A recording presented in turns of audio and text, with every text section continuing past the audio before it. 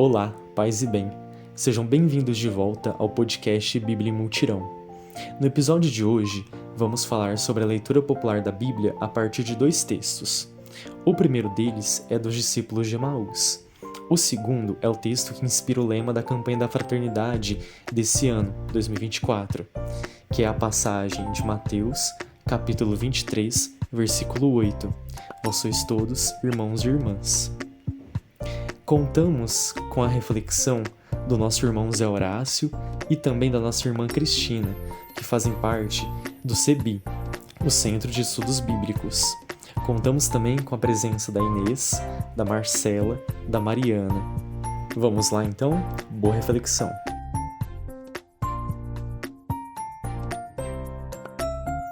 Então vamos começar com a oração da carta aos Filipenses. Essas orações são muito bonitas, às vezes no início ou no fim da carta. Então, de vez em quando é bom a gente fazer um trecho delas. Dou graças ao meu Deus todas as vezes que me lembro de vocês. E sempre que peço por vocês em minhas orações, é com alegria que peço, por causa da participação de vocês no Evangelho, desde o primeiro dia até agora. E estou convencido, aquele que começou em vocês a boa obra, a completará até o dia de Cristo Jesus. É justo que eu assim pense de todos vocês, porque eu os tenho em meu coração. A todos vocês que comigo se tornaram participantes da graça em minhas prisões e na defesa e confirmação do Evangelho. De fato, Deus é testemunha de quanto amo a todos vocês com ternura de Jesus Cristo. E é isso que peço, que o amor de vocês cresça mais e mais, em conhecimento e em todo tipo de discernimento. Para que vocês saibam escolher o que é mais importante. Assim, vocês estarão puros e sem reprovação para o dia de Cristo. Na plena maturidade do fruto da justiça, que nos vem por Jesus Cristo para a glória e o louvor de Deus. Amém. Alguém quer destacar um versículo ou falar com as próprias palavras alguma coisa que achou interessante, que achou bonito, que se identificou com ela? Pode dizer também. Eu acho que uma parte que chama a atenção é no versículo 9, que fala assim: é isso que peço, que o amor de vocês cresça mais e mais em conhecimento e em todo tipo de discernimento. Porque justamente abre, né? Não vai ser só em igual a gente comentou já várias vezes, não é só em um ato isolado, não é só em um lugar, né? A gente tem que transparecer e levar isso para todos os lugares que a gente está e de todas as formas possíveis, né? Não só com essa ideia fechada, com esse pensamento de sempre estar certo, estar correto. Acho que é uma coisa que chama atenção. No versículo 4 em diante, aí eu acho muito interessante que ele pede em orações por aquelas pessoas por causa da participação de vocês no Evangelho, desde o primeiro dia até agora. Então, aquelas pessoas foram motivo de alegria para Paulo pelo empenho, pelo compromisso delas. Eu acho isso aí muito bonito e que sirva para nós também. E eu achei, assim, me chamou muita atenção também o versículo 11 aqui, né? Que é a questão, assim, do discernimento aí, né? A maturidade do fruto da justiça, que nos vem por Jesus Cristo, né? Então, assim, acho que quanto mais a gente conhece quem era Jesus Cristo, mais a gente vai conseguir chegar a ter essa plena maturidade e colher justiça, né? Nas nossas memórias do que a gente conversou no encontro passado, sobre leitura bíblica, sobre a vida, também lemos um trecho do Evangelho de Lucas, O que a gente gostaria de lembrar? É a memória, o momento da memória. Isso é interessante. A memória não é só para recordar no sentido do intelecto, mas daquilo que foi marcante, aquilo que foi significativo para a gente naquele encontro, que talvez devesse retomar para consolidar, assim como um passo dado na leitura bíblica, alguma coisa assim, que alguém lembra, quer trazer aqui para a gente comentar. A gente falou muito da perda da esperança e como é importante ter pessoas ao nosso redor para fazer a nossa esperança voltar. Os discípulos lá de Emaús estavam naquele caminho tão cabisbaixos, né? E Jesus foi conversando com eles, e aí o coração deles foi ardendo, né? E eles foram relembrando dessa esperança, da boa nova do Evangelho, da vida de Jesus, o que isso significou. E muita gente, a gente partilhou a vida, né? E muitas vezes na nossa vida a gente está assim também, né? Cabisbaixo, meio capenga, aí a gente vai se apoiando no amigo, na amiga, no familiar, e aí vai tocando, né? Vai conseguindo seguir em frente.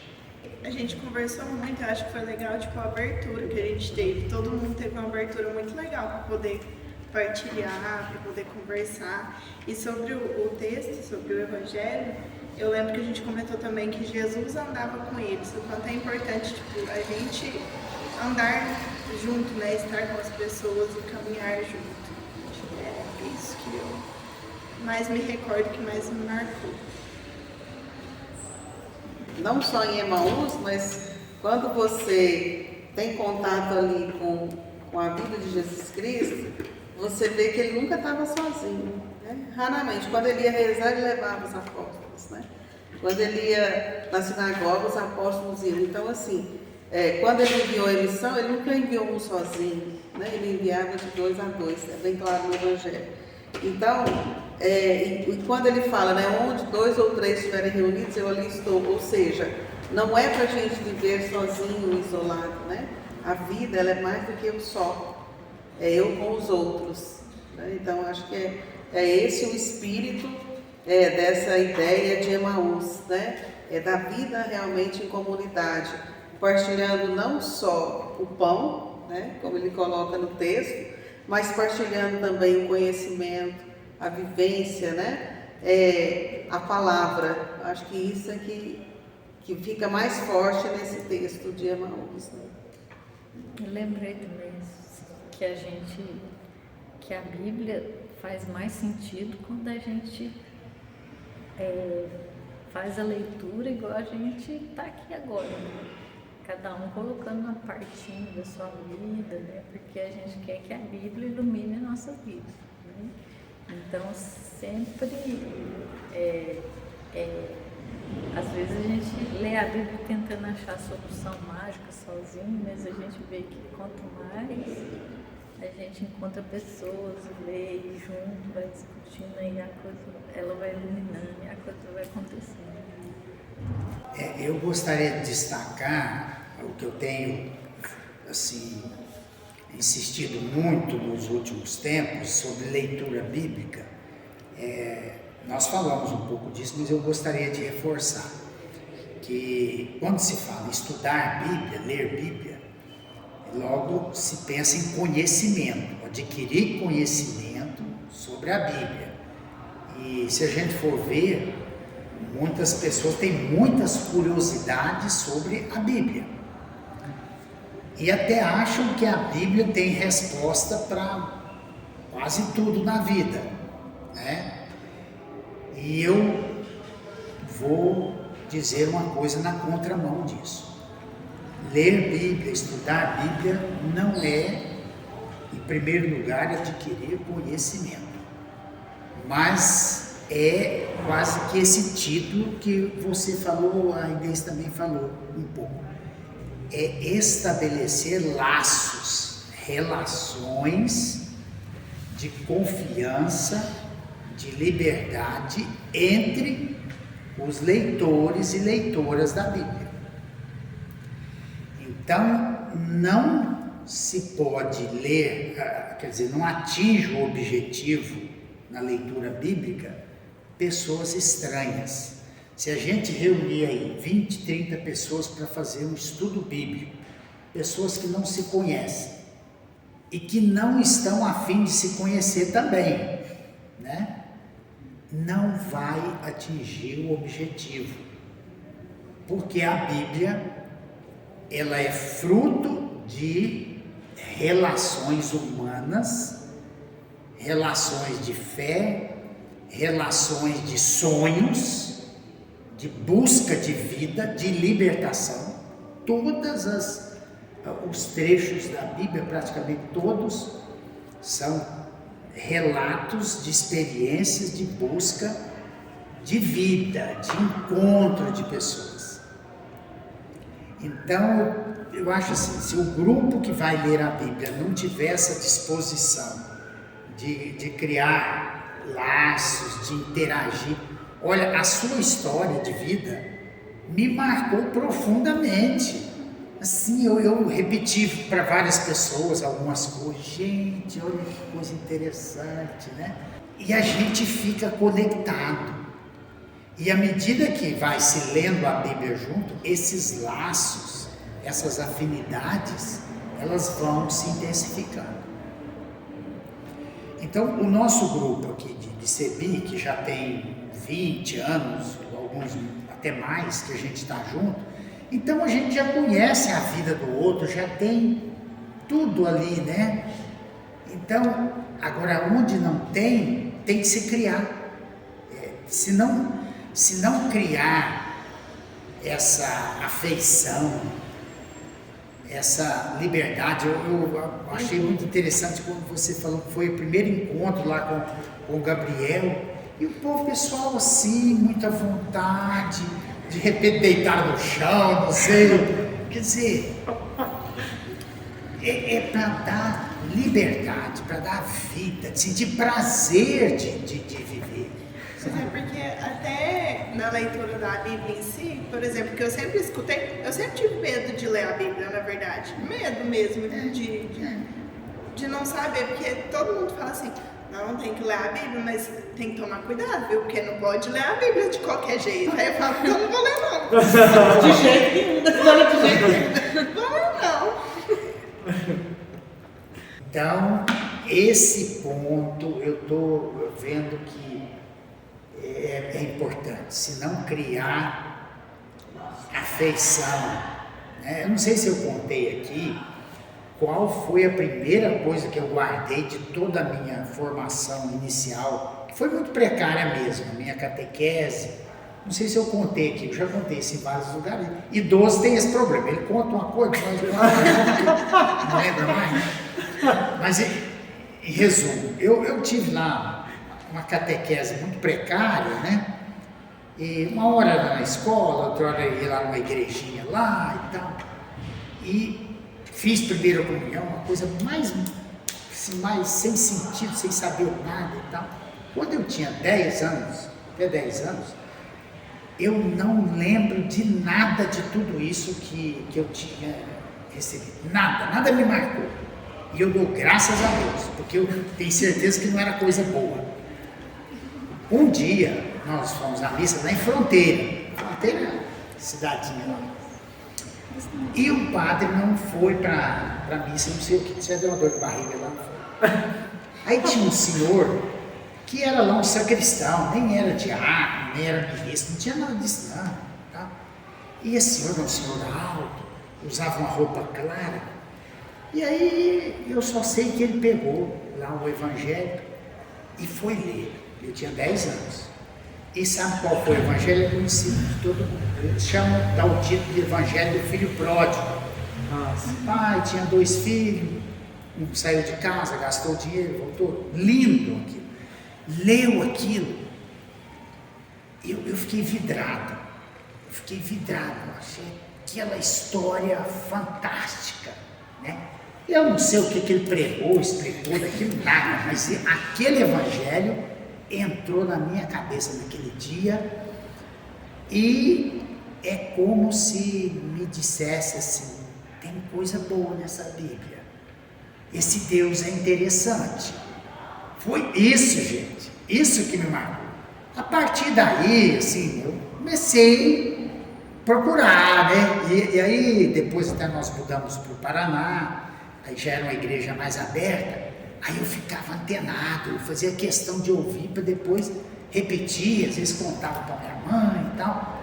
Achei sentido, né? Mas por quê? Porque o texto foi um texto que mexeu com a minha vida, que comunicou alguma coisa comigo, né? Então, se a pessoa não se encantar, se a leitura não mexer com ela, ela não encontrar, como no espelho, uma ressonância da vida dela no texto, não dá, não rola, né? E quando é o grupo, que aí uma fala uma coisa, você vê a experiência de vida do outro, aquilo povoa positivamente o nosso imaginário, as experiências, né? Então, esse é o caminho inicial, depois conhecimento, quando o livro foi escrito, onde foi escrito, o que aconteceu na história, isso é detalhe, isso vem depois, vem com o tempo. Então, leitura bíblica tem que construir boas relações. E quem está na leitura bíblica não pode sentir medo. Não pode sentir.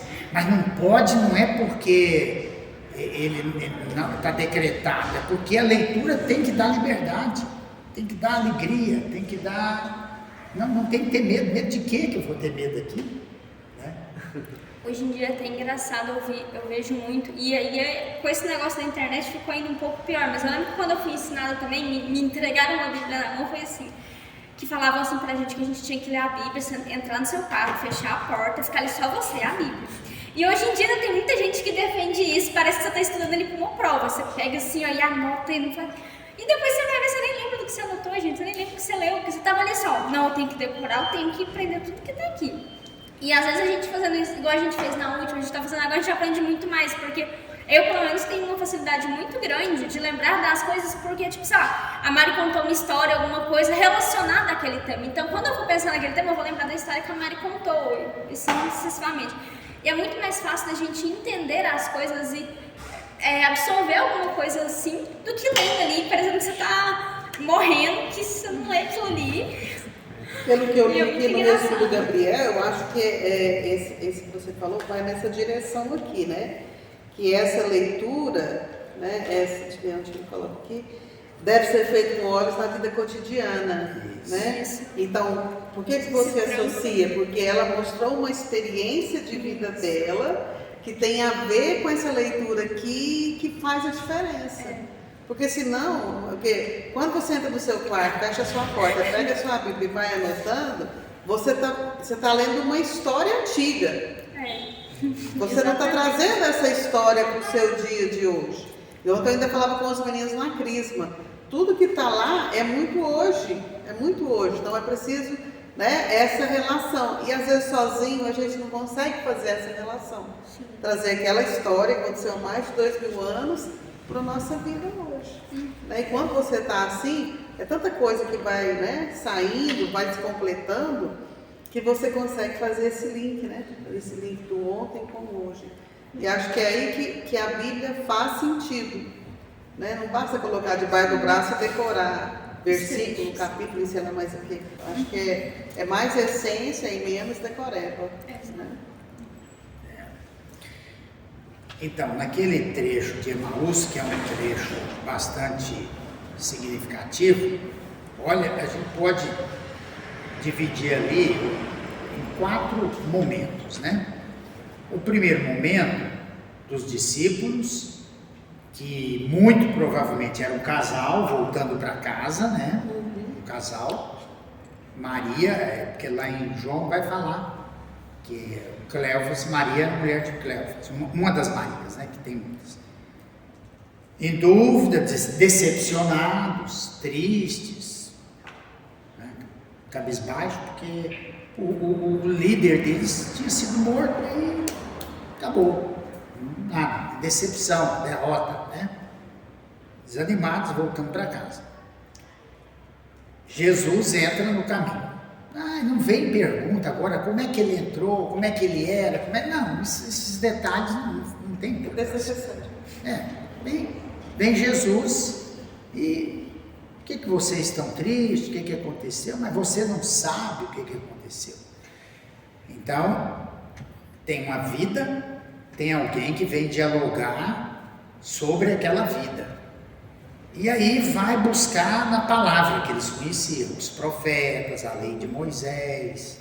Olha, então a palavra vem iluminar, vem dar um sentido. Mas até não foi suficiente. Eles continuaram caminhando, entrou na caminhada, esse entrar na caminhada, o caminho, você que falou, né, da caminhada a coisa não se faz estático, é no caminho da vida. A palavra vai no caminho da vida, vai acompanhando, né? Vai conversando. Então, no primeiro momento, a dúvida, a decepção, a realidade que muitas vezes deixa a gente. Aí vem a palavra, o diálogo da palavra com a vida, mostra o caminho, né? E vai. Quando chega na morada deles, eles vão, quer dizer, é a hora deles sair, o forasteiro deveria seguir seu caminho. O que eles fazem? Convida. Então, olha, a palavra, o diálogo da palavra, com a palavra, faz com que todos se estabeleçam laços. Então, convida o estranho, até então estranho, para chegar. Não, você está tarde, vamos chegar. Acolhida. Está vendo? Isso é fruto do diálogo da vida com a palavra. Estabeleceu confiança entre eles. Em casa, vão para o coração da casa, na cozinha, vamos dizer, né? Na cozinha. E ali, o que vai fazer? Na cozinha, o que tem para comer, põe ali, partiu o pão, que é o gesto máximo de comunhão entre as pessoas, partir o alimento que tem. E é nisso que eles reconhecem quem é Jesus, porque acolheu, porque partiu o pão. Então a palavra deve gerar nos ouvintes, nos leitores, leitoras, esse desejo de acolher e acolher o estranho, hein? Isso aqui é interessante, acolher o estranho. E aí lembra a campanha da fraternidade, porque somos todos irmãos, né? Acolher, partir o pão. E aqui que é o máximo da revelação. Aqui é que a gente reconhece quem é Jesus no partir o pão. Terminado isso, não terminou a tarefa, aí é que começa. Aí vai anunciar a experiência deles.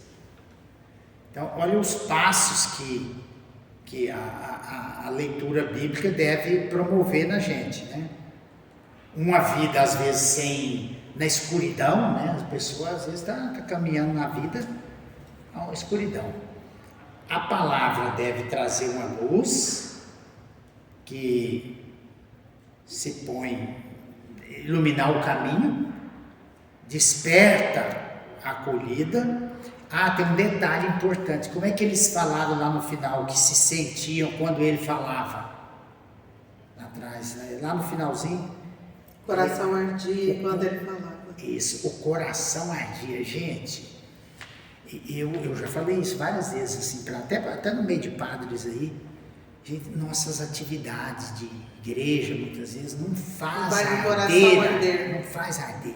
O que é arder o coração? É sentir o amor fraterno, a amizade social, né? Tem que fazer isso. Se não fizer, entra na cabeça só, entendeu a explicação. Entendeu a explicação, mas não moveu o coração. Então, esse é o caminho da palavra, da leitura. Ela tem que fazer isso. Ela tem assim. Se a pessoa entrar nessa dinâmica, isso acontece, vai acontecendo entre as pessoas que se dispõem a ler a palavra desse jeito. Vira família, estabelece cumplicidade entre as pessoas, acaba as barreiras, né? Desfazem as barreiras, os preconceitos, os prejuízos. Faz sentido isso? Faz, na hora que a gente estava falando com o Gabriel. Uma dessas semanas para trás aí foi aquela leitura exatamente que a gente fez aquele segundo podcast, né? Da Carta de São Paulo. E aí eu falei assim, agora eu vou ver se o padre vai falar na mesma linha que a gente discutiu aquele dia.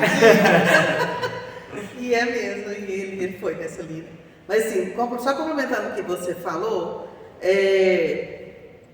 além dessa questão, né, da gente partilhar e tudo, a gente sai fortalecido, sendo capaz de levar isso aqui, né, essa palavra que a gente leu, discutiu, refletiu, vivenciou, e a gente sai capaz de levar isso lá fora. Além desse laço aqui, a gente se torna um multiplicador lá fora, né? De forma que a gente consiga fazer arder outros corações, que aqui o nosso coração arde, né? Mas a gente tem que sair daqui sendo capaz de fazer arder outros corações. E é por isso que essa leitura dinâmica em conjunto, ela é importante. Porque você sai daqui e tem capacidade de levar isso lá fora, com o entendimento que a gente tirou daqui.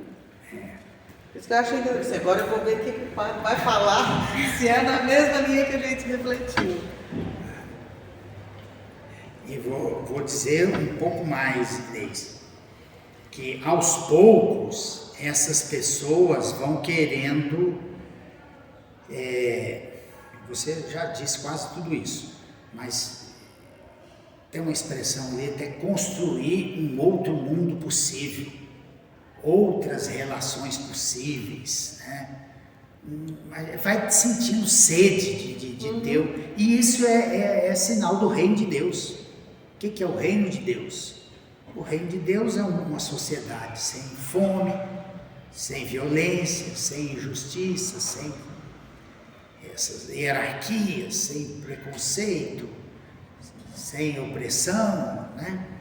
Aos poucos a gente vai querendo mais, e não contenta mais, a gente passa a não contentar mais com esse mundinho estabelecido por aí, né?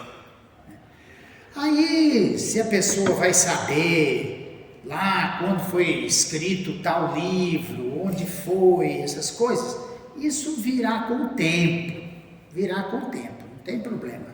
Se não vier, o que importa é o que está gerando aqui, né? Aí eu vi um teólogo uma vez falando, numa dessas reflexões, né, ele falando para um grupo, no céu tem fome? Não, né? Como vai ter fome, né, no céu? Não. Tem violência no céu? Não, como vai ter violência no céu? Tem, que mais? Tem opressão, tem sofrimento, preconceito. Não, como assim no céu, né? Não, no céu não tem. Então, que seja assim na terra como é no céu. A gente reza e nem presta atenção, né? O reino. E é engraçado porque quando acontece isso que a gente comentou aqui, né, da gente conseguir multiplicar, é engraçado porque às vezes eu acho que as pessoas nem sabem que estão multiplicando. Dava aula de filosofia, de ética, de sociologia, antropologia, eu não falava de religião, não tinha por que falar de religião nem nada, né? E aí de vez em quando encontrava por acaso algum aluno numa missa, aí eu falava ao aluno, mas professor, você Tem fé? Você é de Deus? Sou. Não precisa ter rótulo, eu sou católico. Né? Porque não precisa. Isso é a vida. Flui naturalmente. Né? E aconteceu. O aluno perguntar, sem nada, aluno às vezes sai. Professor, você acredita em Deus? Depende do Deus que você está falando. Então, porque essas coisas elas vão fluindo na nossa vida, não precisa ficar com rótulo, com estrela de católico, de cristão, né? Então é isso. Aliás, eu também tenho outro modo de falar o seguinte: por que a gente lê a Bíblia? Por que procura ler a Bíblia? Antes de mais nada, para nos humanizar, nos tornar humanos, não há mais gente, né? Aliás, a fé cristã é para nos humanizar. Se humanizou, está divinizado, tá? Né? Porque as pessoas pensam o contrário. Eu sou uma pessoa religiosa, pessoa de Deus, pessoa de fé, e fica viajando nessa maionese aí. Mas e aqui a vida aqui? Não, né? Depois eu vou ver isso aqui, o que eu faço aqui no... Tá no patamar acima, né? Nossa, eu sou temente a Deus, eu sou, né? Ixi, não, meu cara, começa de baixo, que é melhor. A gente vinha falando hoje.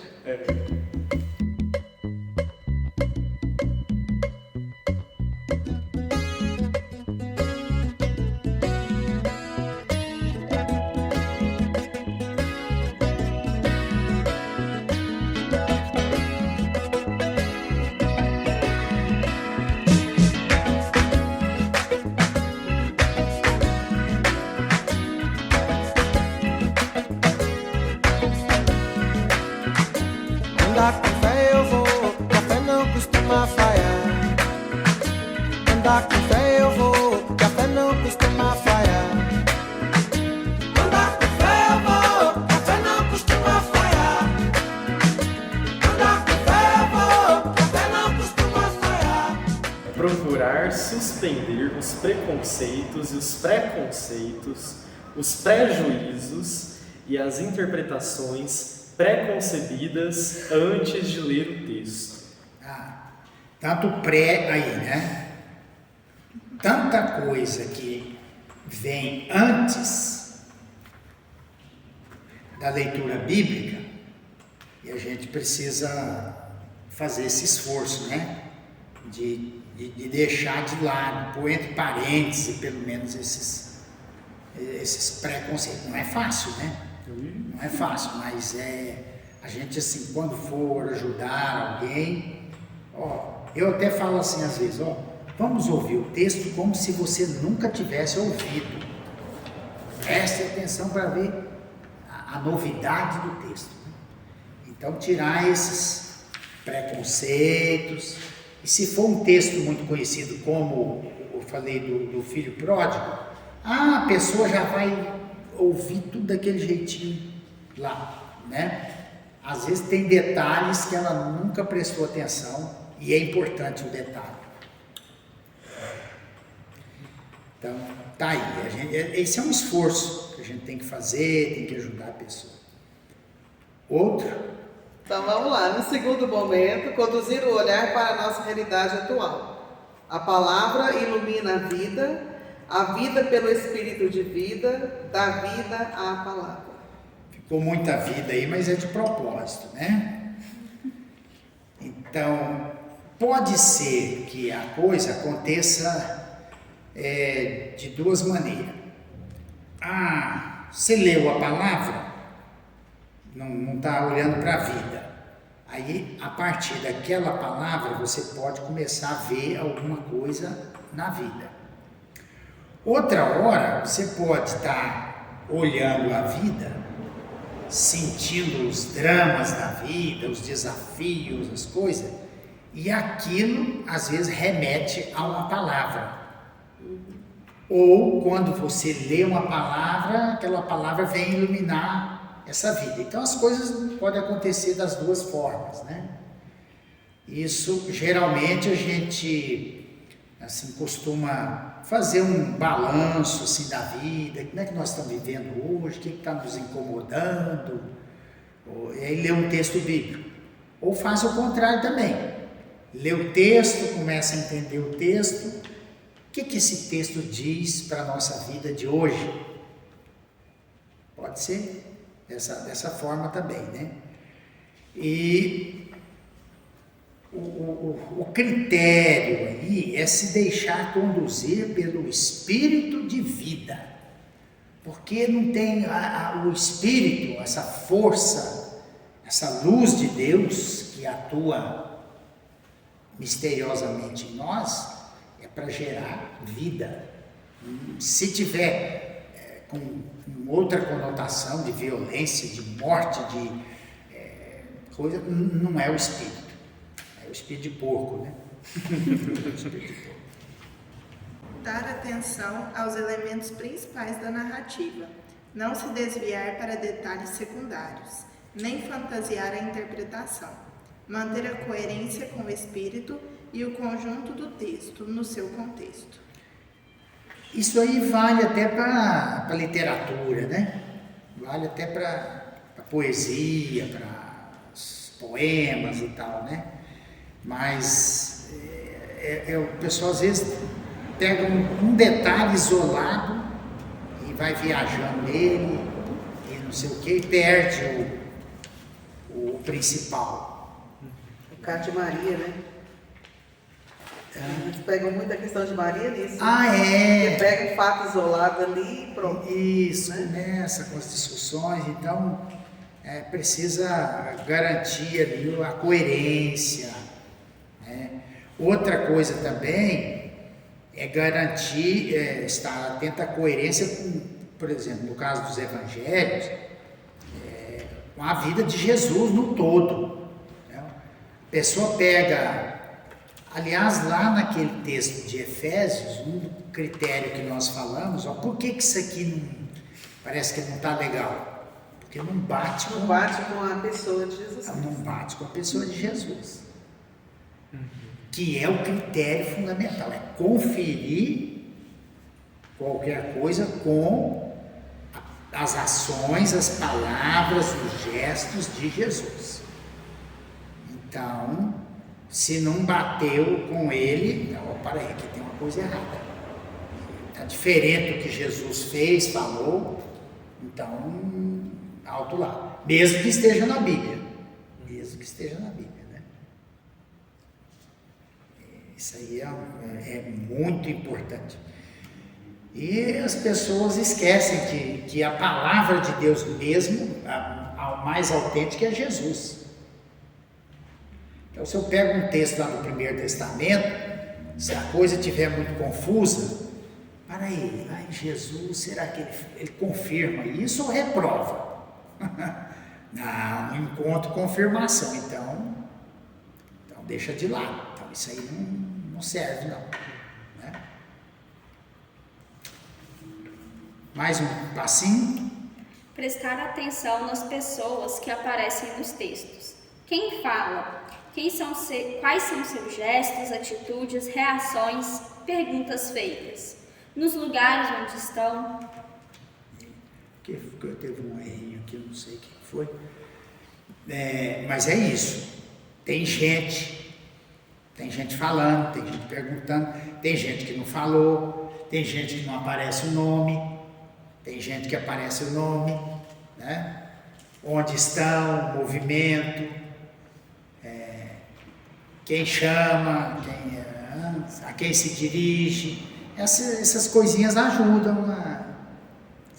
E o que fica nas entrelinhas, né? Por exemplo, você está falando do texto de Emaús, eu pensei, nossa, mas Jesus falou com eles o caminho inteiro.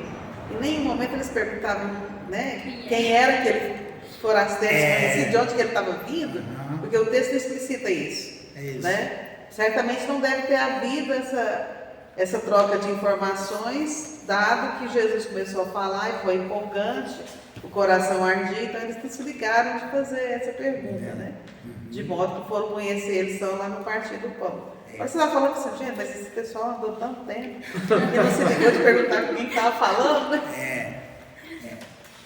Porque isso, na construção do texto, não era importante, né? Então, não Ou fosse- foi importante no sentido deles não conhecerem. Isso. Porque se eu estou andando com o Gabriel e pergunto, qual que é seu nome? É, Onde você vem?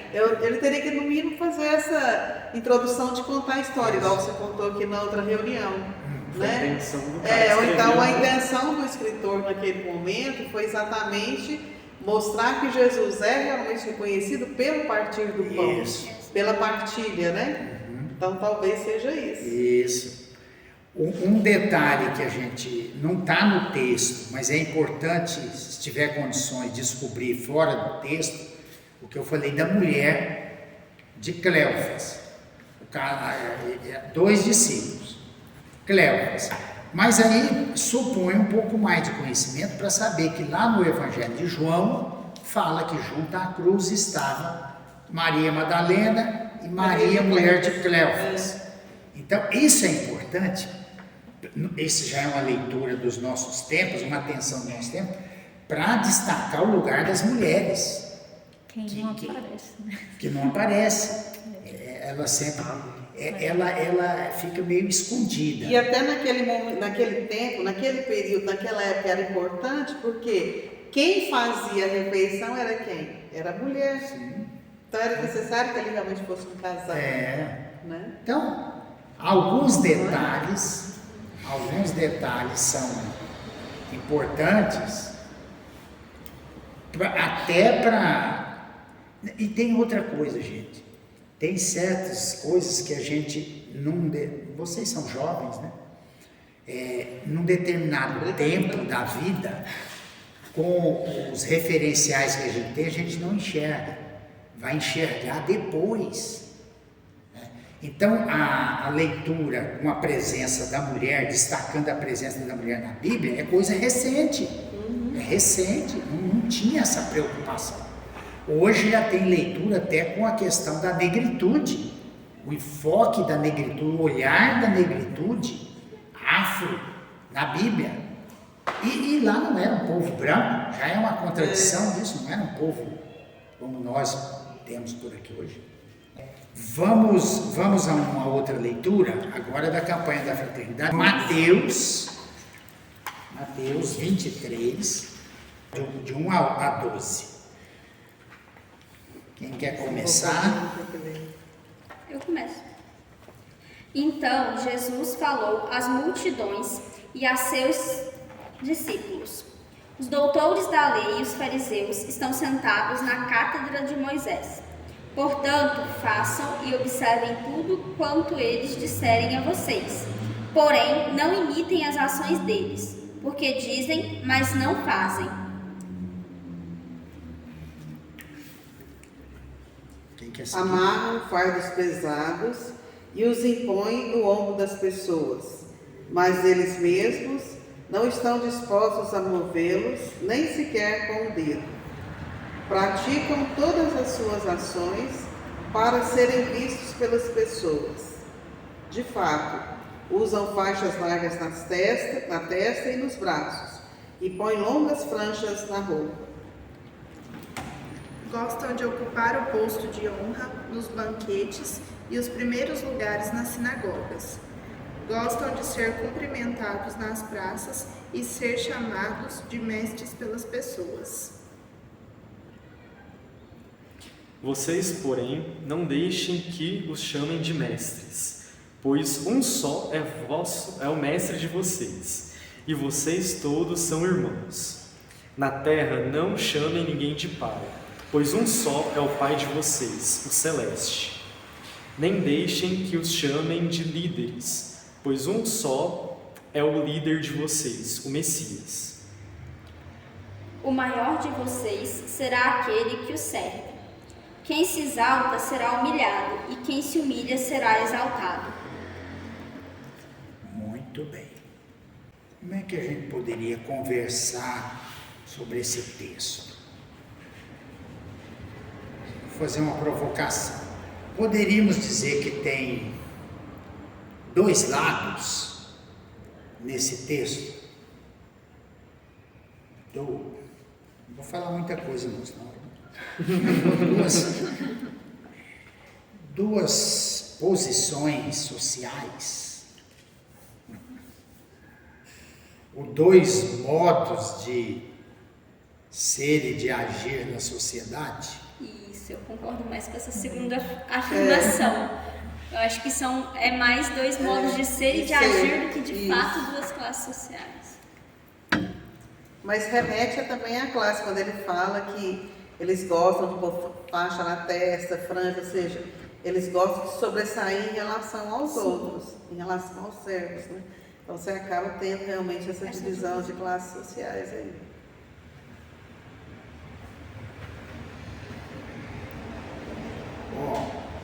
Do 1 até o final do 7. Isso está falando? Jesus está falando aqui dos mestres, né? Como é que eles agiam. Aí depois ele volta para as pessoas que estão ali ouvindo, né? Entre vocês, ele faz uma recomendação, né?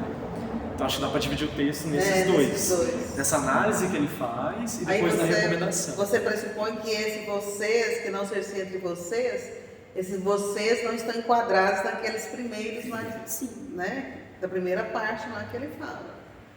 Isso. Então, olha lá começa lá em cima, né? Os doutores da lei e os fariseus, quer dizer, os grupos religiosos, as autoridades religiosas do seu tempo, agem assim, assim, assim.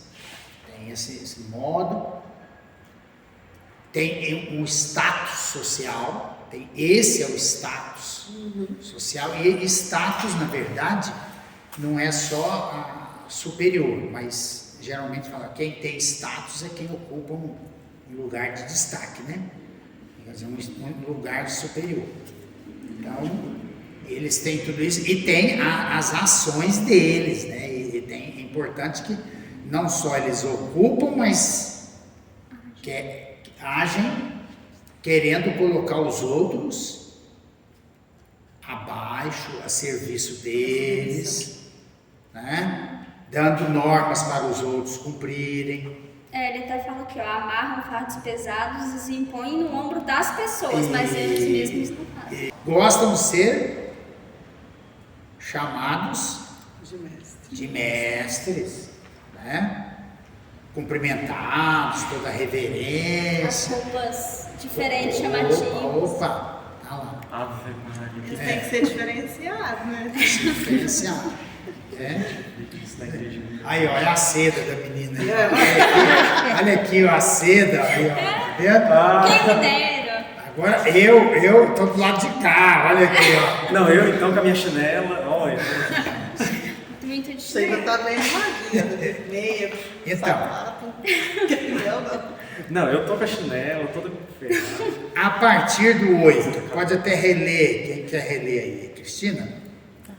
Quanto a vós, não permitais que vos chamem Rabi, pois um só é o vosso mestre e todos vós sois irmãos. A ninguém na terra chameis Pai, pois só tendes o Pai Celeste. Nem permitais que vos chamem guias, pois um só é o vosso guia, Cristo. Antes, o maior dentre vós será aquele que vos serve. Aquele que se exaltar será humilhado, e aquele que se humilhar será exaltado. Tem uma afirmação aí que poderia gerar uma polêmica desnecessária, daquelas que eu falei assim, que pode desviar a atenção do texto. Será que vocês concordam comigo com qual seria? É um detalhezinho pequenininho que pode, na nossa cultura, no nosso modo de ser, gerar uma polêmica, desviar a atenção, e aí as pessoas... E eu acho que não precisa, a gente não pode cair nisso. Qual seria, hein?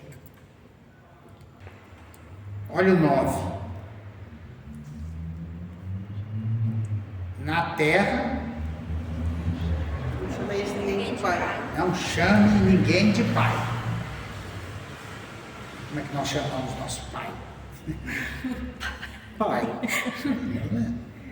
Isso poderia gerar uma polêmica, né?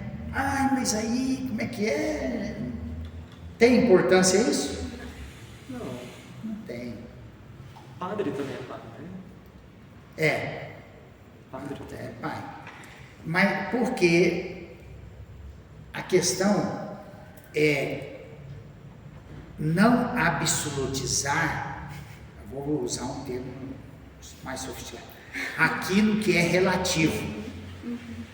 O nosso Pai, né, em relação a Deus, Pai, em relação àquilo que Jesus é para nós, ele é relativo, mas não perde a importância dele, de ser nosso Pai, né?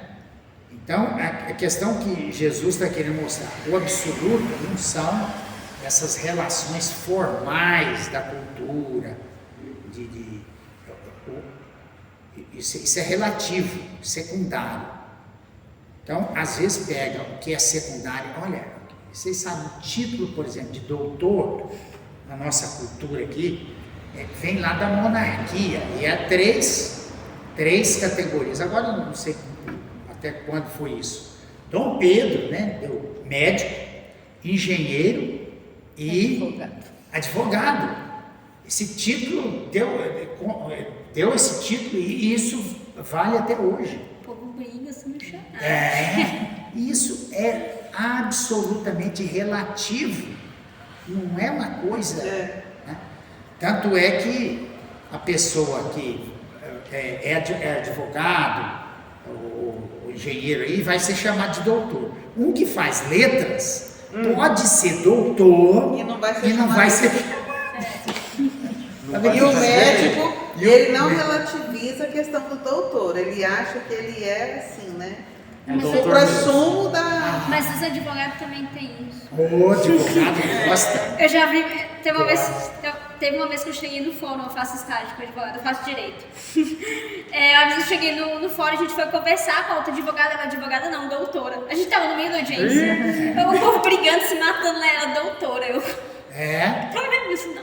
Não? Defensora pública. E com certeza não é. Com certeza não é doutora. A Cristina é doutora e é chamada de Tininha. Ela não se impõe. Não se impõe. Tá.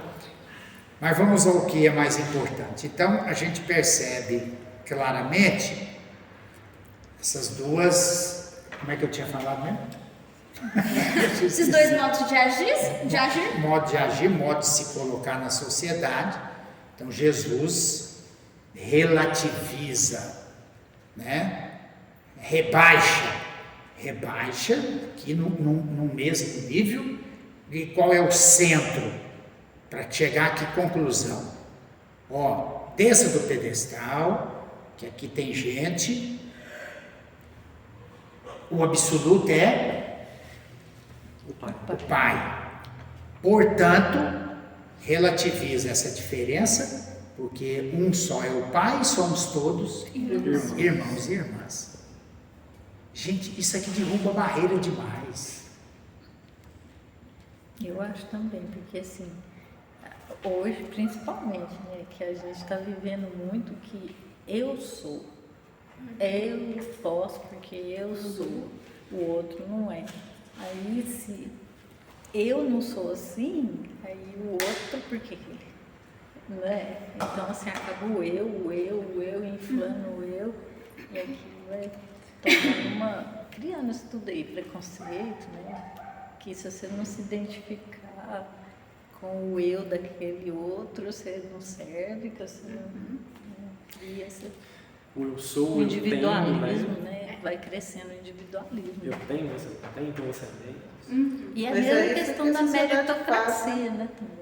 Ela bem faz essa separação justamente quando eu sou, né? Então, para eu ser bonita, eu tenho que ser magra, ser loira, de olho verde, né? Essas coisas assim, esses rótulos que a gente não precisa disso para viver, né? E muita gente não percebe, não enxerga, né? Essa parte de que está se colocando acima daquilo que não é. E muitas vezes a pessoa só está satisfeita também se ela estiver acima do outro, né? Às vezes, assim, uma coisa que te deixa feliz, não sei, vou viajar, por exemplo. Ela só vai ficar satisfeita se a viagem dela for a melhor de todo mundo. Não é só ela ir fazer uma viagem. E não é só viagem, não, até doença, né? Tudo, Eu tinha uma tia que ela ficava pedindo doença. Vai pra lá e eu tô assistindo assim, não, mas eu já tive isso. Então, assim, essa questão de estar sempre acima do outro, né? Sempre tem um a mais. A mais. Mas esse esquema é perfeito nessa campanha da fraternidade e na vida, né? Dizer, desça, isso aí não está com nada, esse patamar superior, nada. E vocês aqui, né? Vocês aqui, não fiquem com esse modelo, é um modelo diferente. Então, o modelo de Jesus é o modelo da igualdade, do serviço. Isso aqui, o maior de vocês será aquele que serve. Tá vendo? Olha, o modelo que serve. Por quê? Porque nós devemos ter em mente que somos todos filhos, pai e mãe. Aqui é bom sempre a gente falar Deus Pai, Deus Mãe também, porque Jesus não falou, mas, aliás, não é Jesus não falou, a cultura do seu tempo, os redatores não falaram isso, né? Mas é pai e mãe. Então, o nosso horizonte, o nosso ideal de cristãos é a fraternidade. Gente, se todas as pessoas, vamos falar por esse lado, que professassem a fé em Deus como pai ou mãe, se é pai de todos, meu caro, então Tem outro recurso, a gente é irmão. Querendo ou não. Somos irmãos. E até para quem não tem fé, aí a gente também tem que ter o argumento, para quem não tem fé. Não tem fé, tá bom, então vamos conversar sem fé, né? Nós fazemos parte, todos fazemos parte do quê? Daquilo que é universal. Fazemos parte da humanidade. Da humanidade. Meu caro, se nós todos, só que tem gente que eu acho que ela é uma humanidade especial, né? Mas se nós fazemos parte dessa humanidade, somos a fraternidade universal, até os ateus aí, os materialistas, eles defendem isso, a fraternidade universal, somos todos humanos. Então, né? Mas nós que temos fé, a exigência é ainda maior, mas não entra, né? Não entra esse tempo. Então, quando você vê o negócio pela biologia, né? Nós estamos no reino animal, participamos do grupo dos mamíferos e somos da mesma espécie. Isso. Né? Isso. Nós somos da mesma espécie. Mas as pessoas não enxergam isso, né? É como se dentro da espécie humana tivesse várias espécies. Isso. A espécie do negro, a espécie do pobre, a espécie do cadeirante. Não é? É meio que assim. E aí, nesse campo, a gente tem que ver a questão da ecologia integral também. Se tudo isso é criação de Deus e tudo está interligado, tudo está interligado. As falas da economia.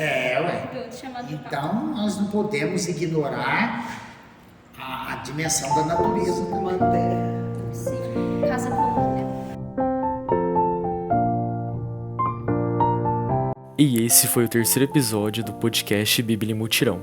Obrigado a você que ouviu até aqui e refletiu com a gente acerca da palavra de Deus. Até o próximo episódio.